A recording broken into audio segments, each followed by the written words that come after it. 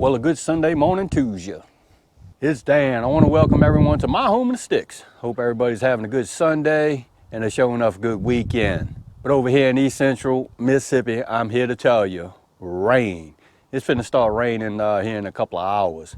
And we expect it to pick up about 1 to 3 inches of rain. We need it, but I reckon we're gonna see what happens. Before we get started on today's video, I'm always gonna say that if you are new to the channel, I wanna welcome you. And if you returning just to see what old Dan's got going on over her, I sure enough thank you for coming back. But what I want to share with you and y'all today is, Lord of mercy, Amazon sure enough really pissed me off. Give me a second, we finna bump some gums about it.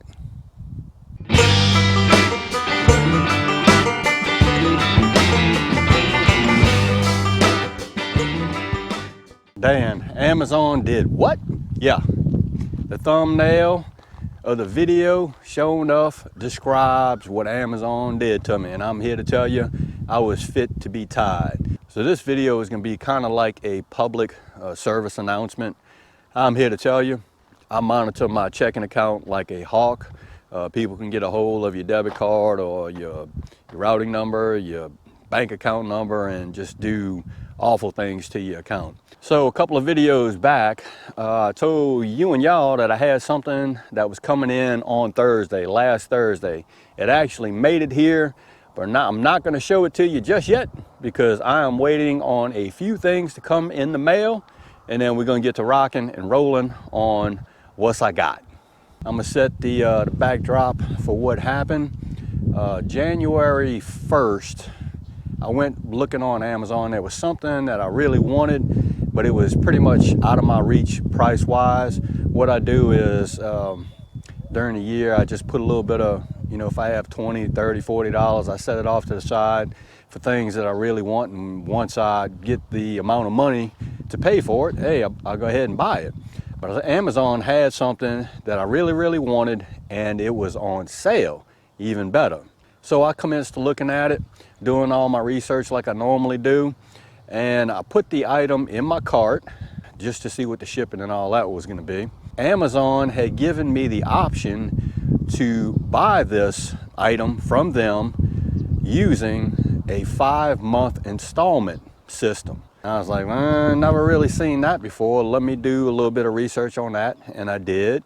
Come to find out, they offer some of their Prime members kind of like an installment plan where you buy it and you make one payment, one big payment, and then they spread out the rest of the remaining balance over 5 months. So I was kind of like, wow, now this could really, really work for me. For one, I wouldn't have to fork up a huge chunk of money to purchase it, and I could just pay for it over time. Like most Americans, we gotta watch the money that we spend, especially me. There's a lot of things that I can't afford that I really need, and I will buy it. And this was something that I really didn't need, but I was saving up for it, but I really wanted it. So I went ahead and purchased the item. It said, okay, on this date, when the item ships, we are gonna deduct X amount of dollars from your checking account. And next month, on the same date that the item shipped, we're gonna pull X amount of dollars out of your account again till the remaining balance is paid off. I had no problems with that whatsoever, and I was like, you know what? Hey, that'll work. Helps me out, helps them out. A few days later, my bank, just like pretty much every bank, has an online banking system or an app that you can use to check your balances and all that. And on my particular online banking app, I could set parameters for where if my account drops below X amount of dollars, I get alerts. And not only do I get alerts, somebody from my local bank, because I bank with a really small local bank, somebody there will call me because they know me. And I'm sure they do the same thing for all the other customers. So I'm at work and I get an alert from my bank, and I also get a telephone call. The person that calls me is like, Dan, did you make 7 $108 purchases from Amazon here in the last day or so? I was like, no, not that I know of. I said, and I did tell him, I said on, I think it was the 3rd of January, Amazon was supposed to take $108 out of my account. So yeah, if there's one debit or withdrawal for $108, yeah, I'm good to go. That's supposed to happen. He's like, no, there was 7 others. I was like, okay, really? Needless to say, the bank considered those $708 withdrawals fraudulent. So they shut down my debit card. They I guess they call it hot card or something like that. They shut it down. So I'm like, oh boy, that's gonna be a really big problem, because everything that I pay online is linked to my debit card, which I know I shouldn't do. I should actually go through my checking account. That's another thing. But I was like, okay, this is gonna be a really big problem. Have to call the fraud department at the bank, ask them, okay, what do I need to do? He's like, Dan, it was a pinless debit card transaction. So you need to call Amazon and figure out what in the heck is going on. And if you can't figure it out, we'll dispute it. I was like, okay, no problem. So now let me put this into motion, that I am at work when all this is happening. I'm like, oh, gracious almighty, I got to deal with this and I'm at work. So I take 1 hour for lunch. I think it was on a Wednesday or Thursday. I can't remember what day. I call Amazon.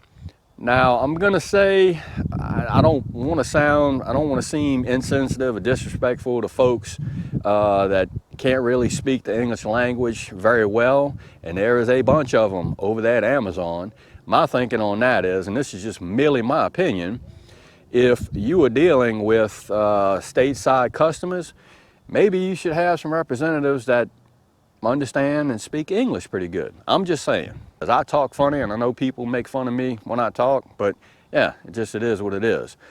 Well, after an hour of talking to Amazon, still cannot figure out what's going on as to why Amazon deducted or debited or took $784 out of my account without my authorization. That hour rocked on, and the thing that really, and I mean really, made me mad was when I was talking to this one female Amazon representative.